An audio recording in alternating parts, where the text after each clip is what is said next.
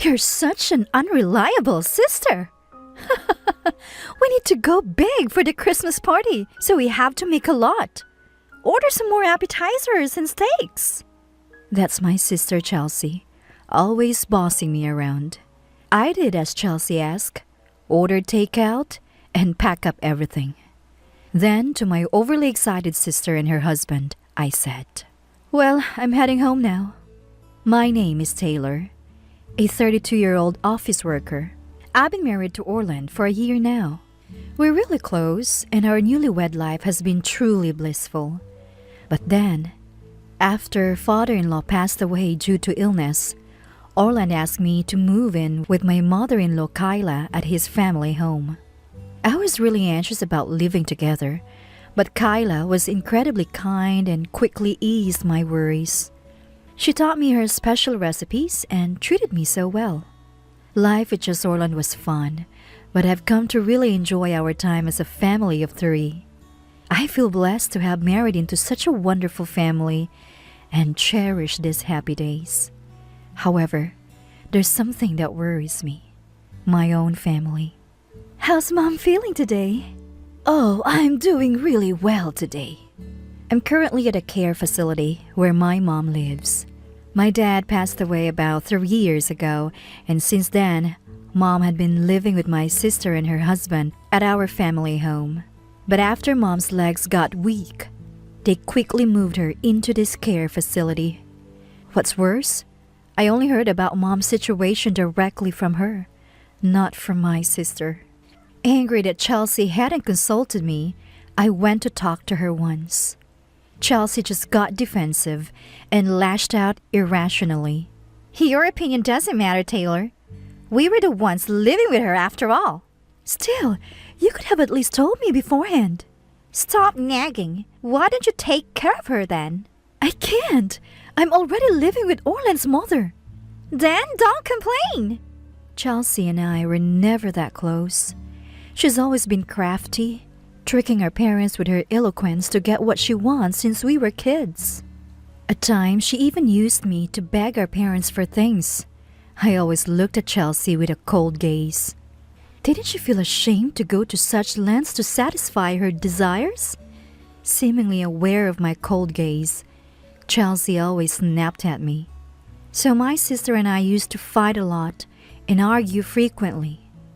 Dad would always end up scolding both of us. Really? I thought having 2 daughters would make for a quiet and peaceful home. Turns out we're noisier than the neighbors with their 2 boys. I vividly remember Dad grumbling like that. After Chelsea left for college and started living alone, our home became peaceful. However, I feel like we still clash every time we met, especially during Christmas. As adults, Chelsea married before I did. I met her husband for the first time at a family introduction, and he seemed to have a similar personality and aura to Chelsea. Apparently, Chelsea hardly ever visited our parents' house after her marriage. I was already working and living on my own then, so I didn't know much. But I heard from Mom that Chelsea rarely showed her face. A few years later, Chelsea had a son. I met my nephew Stuart for the first time at a Christmas gathering. He was just born and very adorable. Then Dad passed away, and a year after that, I got married. I kept my distance from my sister and her family.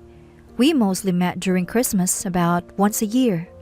So when I heard Mom was quickly moved to a facility after her legs got weak, my distrust towards my sister and her husband grew significantly. They had said they moved in with Mom to keep her company after Dad's passing. But then, they quickly cast her aside as soon as she needed care. Did Chelsea discuss with you, Mom, about moving you to the facility? No, it was more like she was forced.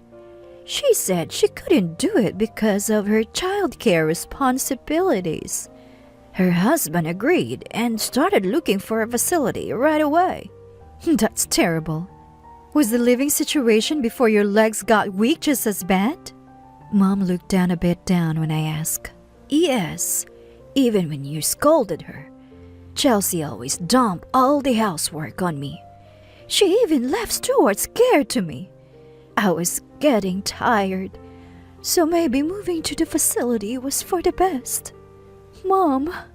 It saddened me to hear Mom had been through so much. After Dad died, Chelsea inherited a family home. I wondered if my sister and her husband had been waiting to take over the house, to live rent-free, and to get rid of Mom, the nuisance. It seemed like something Chelsea would do. She would always prioritize herself first. I visited Mom regularly at the facility, but Chelsea hadn't shown her face even once. She probably didn't care much about our parents. In fact, Chelsea didn't seem too distraught even when Dad died. But when it came to the funeral and inheritance, she and her husband were very proactive. The heirs were Mom and us sisters, but Chelsea's husband kept butting in. Though Dad's estate wasn't much, just the family land and house, they repeatedly suggested that Mom and Chelsea should inherit it.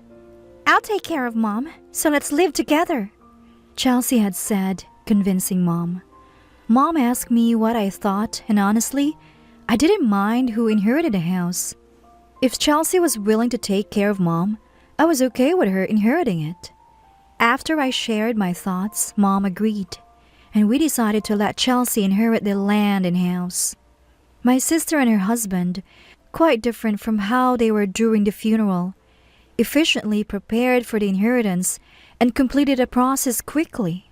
Then they moved into our family home and started living together.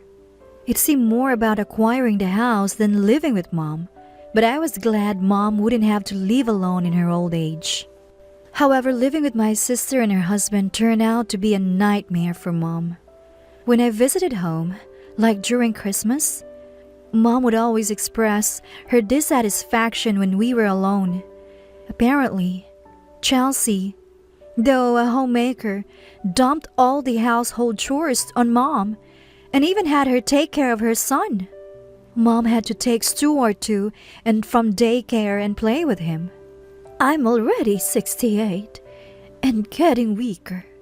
Chelsea does nothing, leaving Stuart to me and going out during the day. Such a thing. I trusted Chelsea to take care of Mom, but at that time, I had just started living with Kyla, so I couldn't live with Mom myself. I thought I needed to talk to Chelsea and ask her at least to take care of her own son. Putting all the burden on Mom isn't right. But Chelsea irrationally lashed out. Huh? We're living together to help her out. Mom should do at least that much. You don't have kids, Taylor. You don't know how hard parenting is. A childless housewife shouldn't interfere. That's no way to talk. You said you'd take care of Mom, but it looks like she's the one taking care of you. Don't twist the conversation and attack me. Chelsea, red-faced with anger, yelled even more. Shut up! You're always so argumentative and annoying. If you don't like how I do things, stay out of it. With that, she forced me out of the house. I hadn't even come to see her in the first place. Since then, it's been hard for me to return home. So I kept in touch with Mom over the phone. One day, she told me she had moved into a care facility. I was furious that Chelsea hadn't consulted me, and we had another fight. Our relationship, already strained, was at its worst. I visited Mom regularly at the facility, but Chelsea never did. Thankfully, the care facility seemed to be of good quality, and Mom was living comfortably. Her pension was enough to cover the expenses. It was probably more peaceful and less burdensome for her than being saddled with household chores and childcare. So I continued my days, keeping an eye on Mom's condition. Then I unexpectedly received a call from Chelsea. I was on edge. It's rare for Chelsea to call. I had a bad feeling. Was she going to ask for something troublesome? Or had something happened to Mom? With tension, I answered the phone. Hello, what's up? Chelsea started talking in an annoyed tone. I'm bringing Mom back to the family home for Christmas, so Taylor, help me with the caregiving. Wait, what do you mean? Mom wants to spend Christmas at home. My husband and I are too busy, so you help Mom, okay? I was surprised by this sudden request. All right then, thanks. Wait, hang on. And just like that, the call ended. I thought about how self-centered Chelsea always is, but decided to check with Mom anyway. When I visited her at the facility, yes, Chelsea suggested it. I thought it would be nice to spend some time in that house again, Mom said. It sounded like Chelsea had made it seem like Mom wanted to return, but maybe she was just embarrassed to admit it was her idea. I felt happy, thinking Chelsea did care about Mom after all. So I decided to join in and take care of Mom. Orlan and Kyla smiled and told me to go. So I prepared to visit my family home for the first time in a while. And then Christmas came. I took Mom and headed to the family home. When we arrived, Chelsea greeted us. Good to see you. Once you put down the luggage, could you help with some things? Chelsea said as she let us in. Sure, what do you need help with? To my surprise, Chelsea demanded. Could you start by cleaning all the rooms? All of them? I exclaimed in shock. Chelsea with a cold gaze. I told you we're busy, didn't I? She retorted. Although I had my reservations, I decided to comply quietly, considering I had brought Mom here, and it was now my sister's house. As I started cleaning earnestly, Stuart began to interfere. He started messing up the areas I had just cleaned. Could you please stop that? Why? I'm just playing. It's troublesome if you mess up what I've just cleaned. Stuart continued to make a mess, unconcerned. The house was large, and cleaning was already challenging. Increasing the workload was the last thing I needed. So I spoke to him a bit more firmly. Can't you understand when I say stop? If you don't behave, I'll get angry. Then Stuart started crying loudly. Chelsea rushed over and yelled at me. What are you doing making him cry? I can't believe this. Well, he's messing up the place I just cleaned. Kids makes messes, you know? That's what they do. This is why people without children just don't get it. I was infuriated by Chelsea's condescending attitude. But then Mom, I'll take care of Stuart, she said, stepping in between us. But Mom, hit your legs, you shouldn't. It's fine. I have a secret trick to keep Stuart quiet. Mom took out some snacks and comics from her bag and handed them to Stuart, who happily started eating and reading. Chelsea warned me, if you make him cry again, he'll have me to answer to. And then she left. Relieved, I resumed cleaning and finally finished, exhausted. Next, Chelsea handed me a note with a list of groceries. Go, buy everything on this list. Excuse me? Hurry up, before the relatives arrive. What? I was taken aback. Wait a minute. Are relatives coming too? Yes, they are. Is there a problem? We've never done this before. I thought it was just going to be our family. It's none of your business, Taylor. From now on, we're hosting lavish parties with relatives. It will boost our reputation. Is it okay to have Mom around so many people?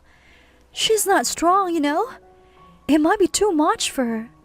Chelsea snapped at me. Oh, stop it. I'm in charge of this house. Just do as you are told. I invited Mom to show the relatives how well I'm taking care of her. What? We lived with her, so it's only right we create an opportunity to be praised for it. I was shocked. She invited Mom from the care facility just for that? Can you just get moving? You're so slow, Taylor. Seriously, you're such a useless sister. We need to go big for the Christmas party, so make sure to buy plenty. Appetizers and steaks and get them from a department store or something. Chelsea ordered me around and then left the room. I was speechless. She wasn't thinking of Mom at all. She just wanted to use Mom to get praise from others. When I went to find Chelsea, she was lounging on the living room sofa, watching TV. She was making me work while planning to take all the credit herself. I suddenly felt everything was ridiculous. Being used like this, neither Mom nor I would be happy. I'd probably just be worked to the bone during the party. When I quietly told Mom what Chelsea had said, she was shocked. I thought I'd get to relax. I haven't mingled with relatives in years, and it makes me uneasy. And Chelsea invited me just for this? Mom, let's go back home today. I'll call Orland. I immediately phoned Orland and asked if it was okay to bring Mom to our place. After explaining, Orland and Kyla agreed. Of course, come over, Kyla said. Let's go back now, Mom. I ordered appetizers and steaks as Chelsea instructed and pack up. I could hear my sister and her husband and Stuart chatting in the living room. We're having a feast today. Lots of appetizers and steaks. Yay, awesome. I can drink lots of beer too.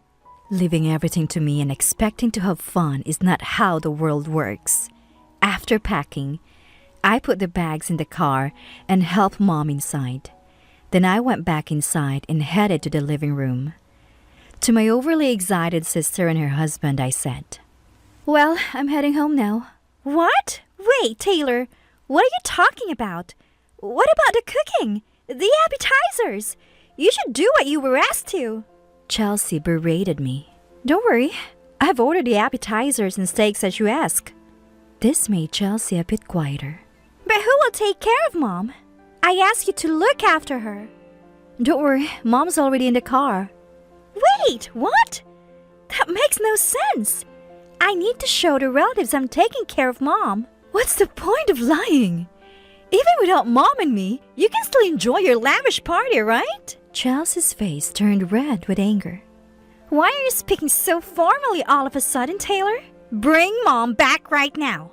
I won't return her until after the party. Faced with Chelsea's unreasonable anger, I firmly told her, Please don't use Mom and me for your convenience. We're cutting ties with you.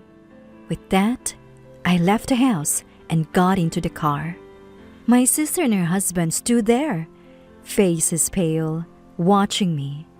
We then headed to my in-laws' house. Orland and Kyla warmly welcomed Mom. I hope you don't mind eating what I've made. We have beef stew and appetizers. Despite her modesty, Kyla's cooking is quite delicious.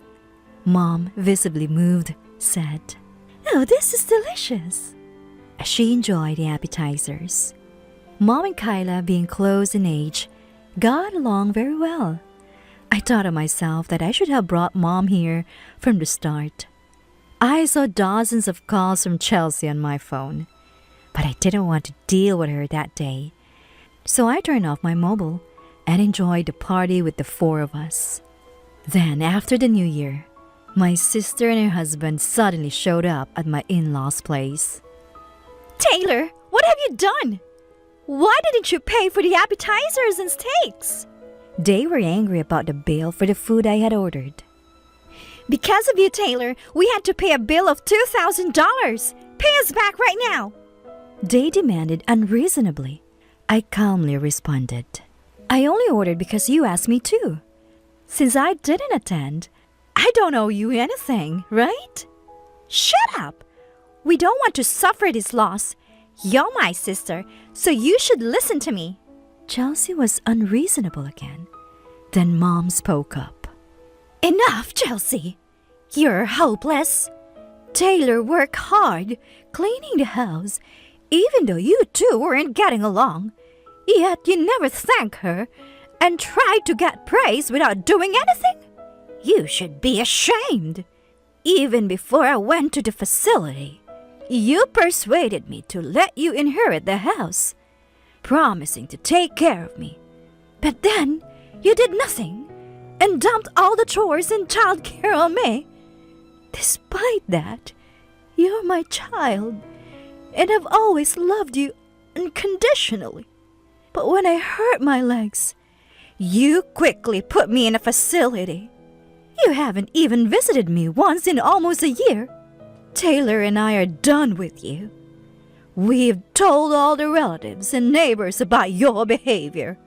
What? The relatives said they won't go to your place anymore. And you know how the neighbors love to gossip. Some of your old classmates live in the area too. I'm sure they know all about this soon. That's unbelievable. Don't think everything will always go your way. People who mistreat others end up being treated the same way. Maybe it's time for you to reflect on yourself, Chelsea. But we won't have anything to do with you anymore. My sister and her husband were ashen-faced. Orland then delivered the final blow. Can you leave now? If you come back uninvited, we won't hesitate to call the police. Hearing police, they hurriedly left. The gossip of police involvement would make it impossible for them to live in that house anymore. The neighbors reportedly avoid them now. Chelsea has become reclusive, but I feel no sympathy. It's her own doing. Meanwhile, I live happily with Orland and Kyla, regularly visiting Mom at the facility. She has made many friends there and says she is happier than when she was at home. I'm committed to cherishing my family and living each day with them.